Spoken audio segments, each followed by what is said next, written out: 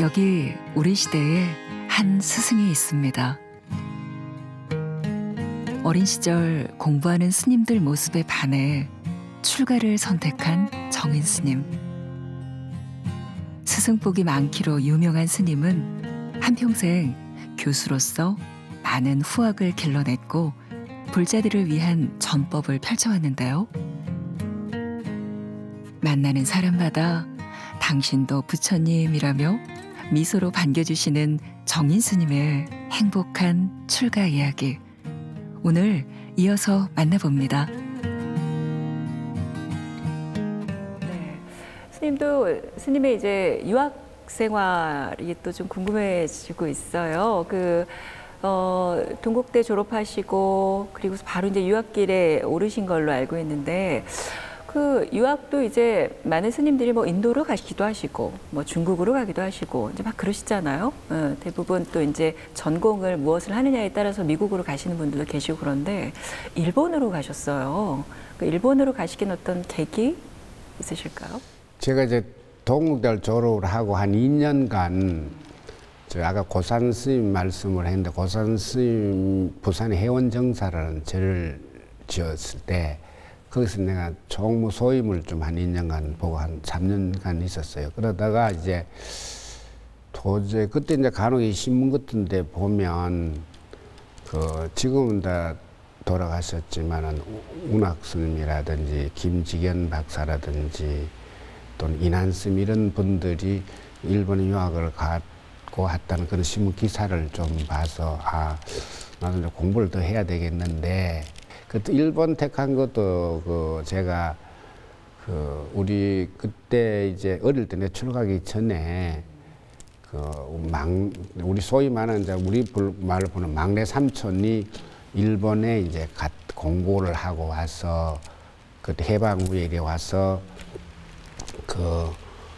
우리 동네에서 조금 요즘 하는 좀 잘 나갔다 이런 이야기를 제가 들어서 일본은 또 가깝고, 그래서 제가 이제 그때 간 것이 1980년입니다. 이제 89년도에 돌아가게 됐죠. 그래 한 9년간 있었습니다. 9년간요? 네. 9년간 정말 제대로 공부하고 오셨네요. 대부분 한국에서도 저희 하면 석사 박사 하면 거의 꽉 채워서 10년, 뭐 많으신 분들은 한 2, 3년 하잖아요. 어떤 전공을 하셨을까요? 저는 이제 일본 처음에 이제 가가지고 1년 한 6개월은 이제 일본어를 배워가지고 이제 제일 처음 입학한 데가 이제 아이치 가쿠인 대학원이라고 이제 갔는데, 이제 저는 여기 있을 때는 이제 우리가 소위 말하는 강원 자체가 우리는 대승불교지 않습니까? 그래서 대승불교만 접하고 또 제가 동네에서도 막 그냥 대승불교 강의만 들었는데, 그런데 일본에 이제 가보니까 소위 말하는 원시불교, 부파불교, 소승불교라는 불교를 학문적으로 많이 접하더라고요. 그래서 제가 이제 원시불교 전공인 이제 스승을 찾았죠. 그분이 이제 처음에는 제가 교토대학에 입학을 했어요. 그런데 그거는 이제 일반 국립대학이기 때문에 불교 전문 그런 게 아니라서 불교 전문 학교이면서 원시불교 전공하는 분이 어느 분인가 또 이렇게 이제 보니까 아이치 가구이 나고야에 있는 거도맹 일본 조동 선종에서 운영하는 종교 학교예요. 그래서 이제 거기 마에다 에가코라는 분을 찾아가서 그래서 이제 원시불교를 전공하면서 거기서 한 9년 있었죠. 그 스승 밑에 8년 있었네, 내가. 그러니까, 예. 그래서 원시불교를 하다 보니까 결과적으로 이제 원시불교의 그 주 테마가 이제 부처님과 부처님 1세대 제자들에 대한 행적 또는 거기에 근본적인 교리, 이제 이런 것을 이제 찾아 나가는 것이 이제 원시불교의 주된 테마고, 그 다음에 이제 그 테마에서 지금 우리가 불교, 대승불교 이런 여러 가지 교리라든지 이런 것이 원시불교가 어떻게 접목이 돼서 파생됐는가. 그 다음에 이제 거기에 이제 부처님의 소위 말하는 우리 10대 제자라는 것이 있지 않습니까? 또 그분들은 어떤 식으로 부처님의 명을 따라서 중생을 제도하고 포교했는가, 전법했는가 이런 것들이 이제 원시불교의 테마죠. 재밌는데요? 근데 이제 그 하도 이제 2,600년, 700년 전 일이기 때문에 네. 예, 그것이 굉장히 그 자료에서 입증하기도 좀 많이 어렵죠. 그러나 그런 자료를 또 많이 찾아가지고 또 대선 경기에서 역으로 찾아가지고 또 맞춰볼 수도 있고 비교해 볼 수도 있고 네. 그런 거죠. 좋으셨을 것 같습니다. 그러면 아마 그 강단에 서셔서 첫 강의를 하실 때 기억나세요? 승가대학 첫 강의 때? 그게 첫 강의 이제 첫 강의 때는 많이 뭐 누구나 다 같이 떨리죠. 그 왜 떨리는 또 하면 이제 출간 일찍 해서 선방에도 다니고 강원도 졸업을 하고 하다가 이제 성가대학 일종의 이제 불교에서 우리 불교를 좀 현대적으로 좀 사회적으로 하자 이런 취지에서 학문을 가르치는 것이 분위기가 그렇잖아요. 그러니까 네네. 나도 우리도 그 이제 출가한 분들이 성가대에 들어올 때는 나도 이거 배운 걸 가지고 현대 학문화 한번 접목을 시키고 이래 들어가다 보니까 나이가 다 많았지. 그래서 그 당시에는 반 이상이 학생 반 이상 지금 나이가 많았어요. 그래서 안 그래도 두려운데 나이가 많으니까 더 두려웠죠. 그래서 아무래도 나는 열심히 한다고 했겠지만은 그 밑에 학인들은 또 잘한다 큰 사람도 있었겠지만은 네. 예송이가 떠든다 이런 생각 되겠죠.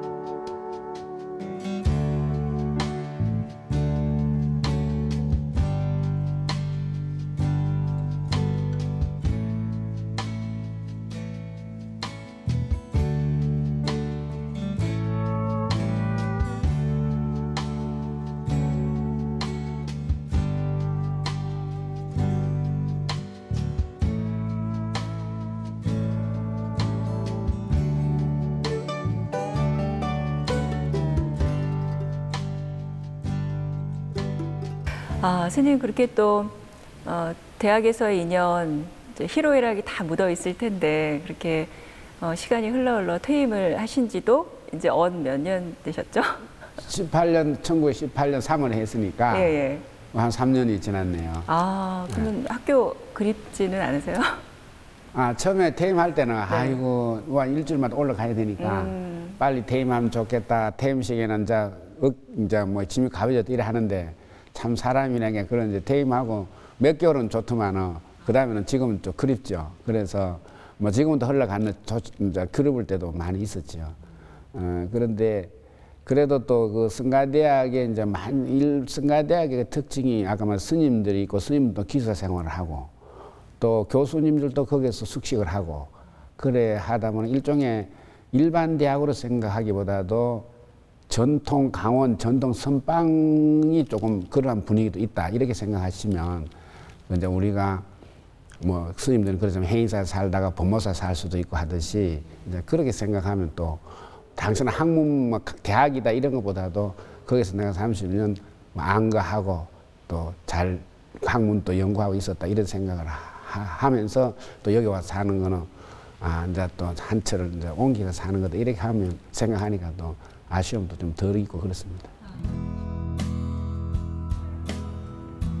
한국불교 인재 양성의 산실로 손꼽히는 중앙승가대학교.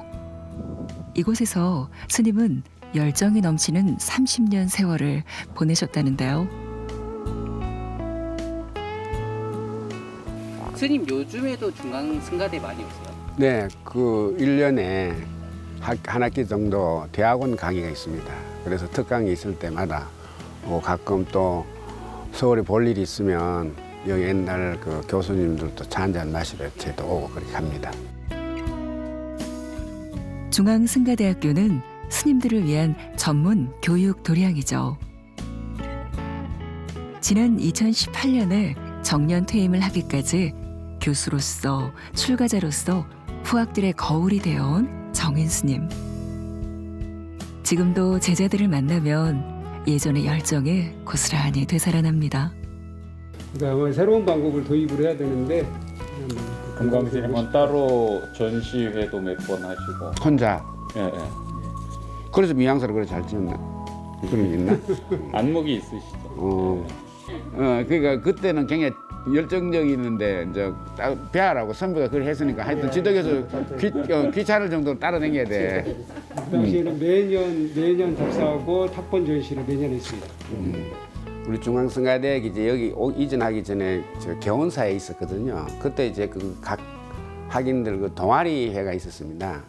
근데 그 동아리 중에 이제 상연구소라는 학인들이 중심이 돼서 이제 이렇게 만들었는데, 그래 이제 우리 유적지를 불교 그런 문화재를 학문적으로 정립하는데 굉장히 열정적이었다. 그래서 제 관심이 또 가고, 또 그러다 보니까 저도 자연지문 오래 있다 보니까 상연구소 소장을 쭉 하면서 퇴임할 때까지 그래 쭉 맡고 있었습니다.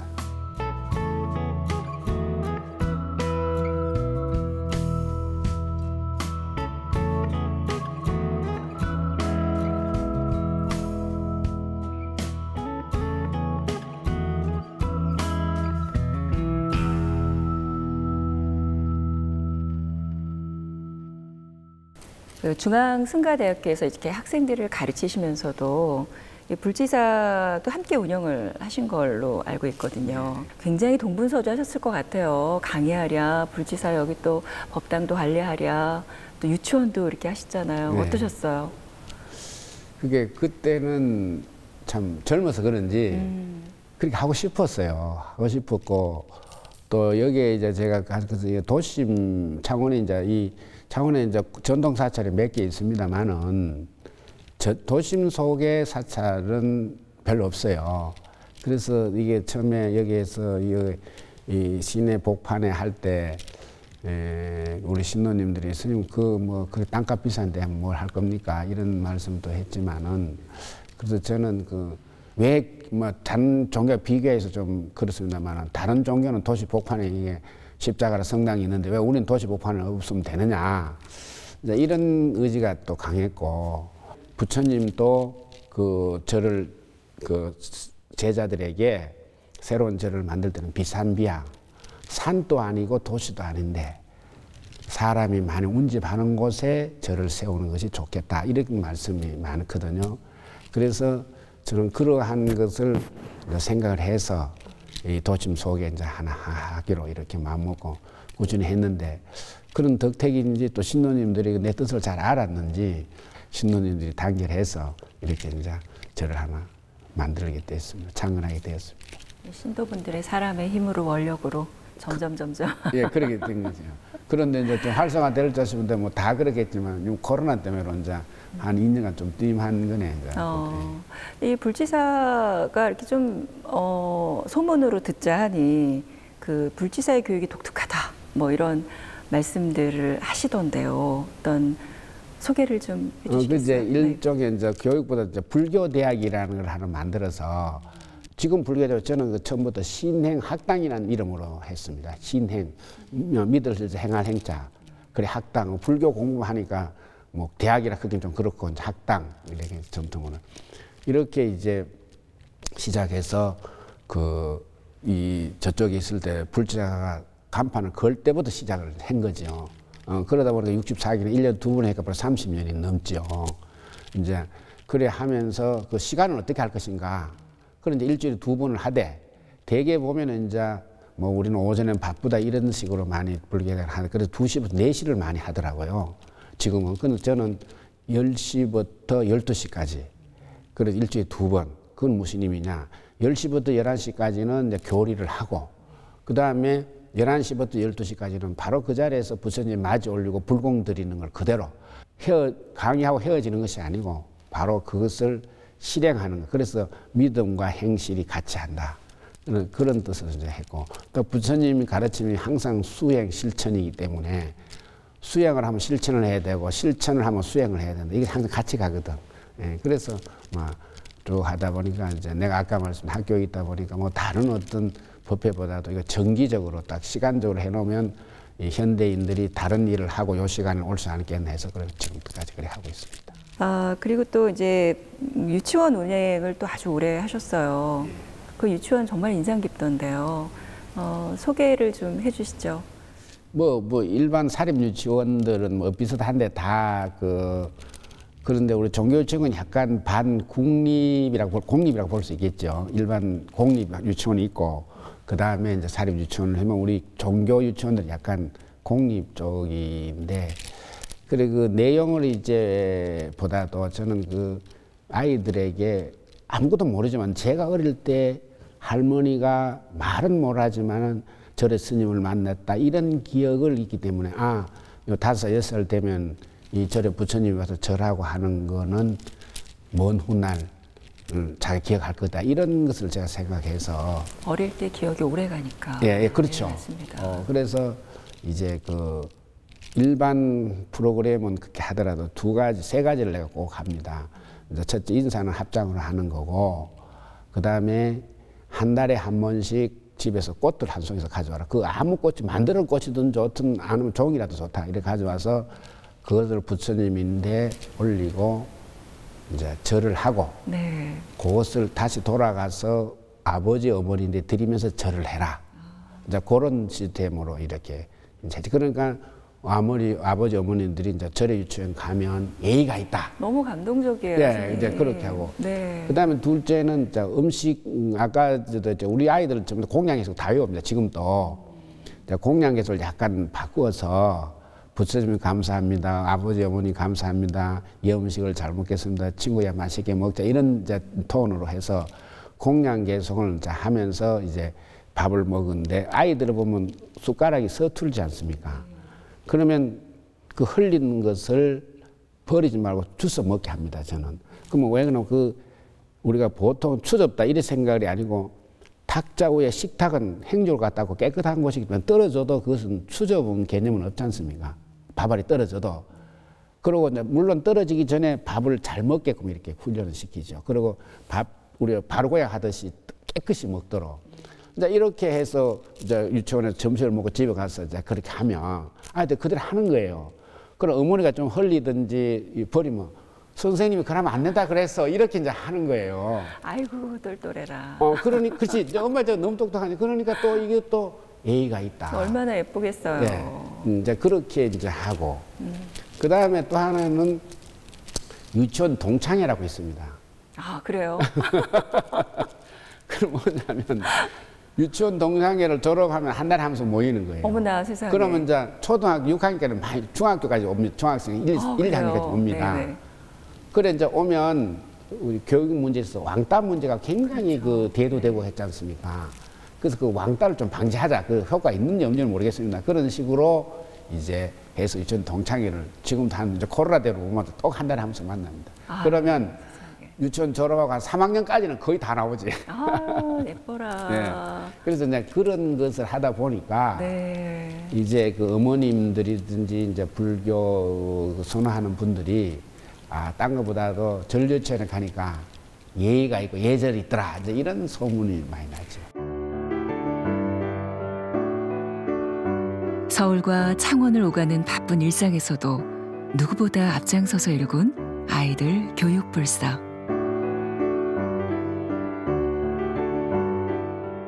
스님의 정성으로 어린 마음에 심어진 불연의 씨앗은 무럭무럭 잘 자라 예쁜 꽃을 피워내고 있습니다.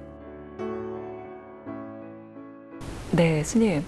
이제 유치원 이야기도 이렇게 해주시고 또 이제 승가대학 이야기도 쭉 들어봤는데요. 궁금해지는 지점이 있습니다. 이렇게 불지사를 창건하시고 또 이제 유치원을 또 이렇게 설립해서 운영하시고 그렇게 하시는 근본적인 어떤 부처님의 가르침을 전파하시고 싶으신 중요한 어떤 핵심이 있으실 것 같거든요. 우리는 또 내 생각은 뭐 다 경련이 있는 말이지만 이 사바세계는 고통의 세계가 아니고 정말 아름다운 세계다. 그것이 뭐냐? 세계이라. 이 세계는 아름다운 한 송이 꽃이고 그 꽃송이단 말이에요. 꽃송이가 아무리 아름다워를 하는 꽃 한 입 한 입이 같이 어우러져야 꽃송이 꽃이 아름답지 않습니까? 그래서 그 한 입 한 입 꽃송이는 우리 개개인이다. 그런 차원에서 출발선상이 바로 어떤 특정한 부처님도 그렇게 말씀하시고 나를 따라하는 사상이고 너가 있는 우리 주위가 평화롭게 이렇게 화합을 하면 이것이 아름다운 세상이 된다. 그 아름다운 화합을 하는 가르침이 부처님 가르침이다. 저는 그래서 자꾸 이렇게 부처님 말씀을 전하면 사람이 그렇게 녹아나지 않을까 그런 생각을 해서 이렇게 했습니다. 네. 스님 어느새 이제 좀 마지막 질문으로 가고 있어요. 스님께서 생각하시는 진정한 출가란 어떻게 생각하고 계세요? 그럼 저는 그 출가라는 것은 첫째 두려움 없이 사는 세상이고 두려움이 없이 사는 세상이고 그다음에 자유로운 삶이다. 저는 그렇게 봅니다. 네. 그래서 두려움이 이제 없다는 것은 부처님 사상의 근본이 이제 그 금욕이 바탕 위에 그 다음에 자비와 지혜를 함께 해나가는 거거든요. 그러다 보면 자유롭죠. 그 자유로움이 이제 나는 이 해탈을 요즘 말로 하면 자유로움이다. 나는 이렇게 이제 표현하고 싶습니다. 지금 이제 한 50년 지나다 보니까 출가를 이런 것이다. 그래서 어느 가르침보다도 또 어떠한 참 좋은 분위기, 어떠한 음식을 잘 먹고 어떠한 옷을 입더라도 이거 출가는 정말 두려움이 없는 삶, 자유로움이니까 이상 더 행복할 것이 어떻겠냐 이런 생각을 합니다. 있습니다. 우리 또 이제 BTN 시청자분들을 위해서 스님께서 생각하시는 어떤 불교에 대한 큰 메시지 전해주고 싶으신 어떤 말씀이 있을까요? 일상생활에서 신앙심을 우선적으로 좀 안 두는 경향이 많다, 저는. 그래서 다른 종교처럼 그야말로 신앙심을 생활의 1순위를 둬서 갈 때 절에 가고 내가 기도할 때 한다는 이런 개념을 좀 많이 가졌으면 그런 것이 대중화됐으면 하는 생각입니다. 불교를 위해서 하자는 그런 것은 아니고 그렇다고 해서 배타적인 생각은 아니고 좀 우리 각자가 이미 부처님하고 부처님 사상에 입각해서 부처님 제자가 되고 일부 제가 부처님까지 살겠습니다라고 절에 왔다면 부처님을 믿는다면 좀 일상생활에 우리가 다양하게 지금 바쁜 세상에도 자꾸 뒤로 미루지 말고 아무리 바빠도 1순위로 우리가 신앙심을 좀 여차 저는 그런 생각을 부탁을 하고 싶습니다. 네. 네, 오늘 오랜 시간 또 소중한 말씀 쉽지 않은 또 스님의 일대기 스님의 일대기를 오늘 듣는 시간이었었는데요. 솔직 담백하고 너무 진솔한 이야기 감사했습니다. 스님들 건강하시고요. 또 다음에 또 찾아뵙겠습니다. 네, 고맙습니다. 정말 네, 그렇게 봐주셔서 고맙습니다.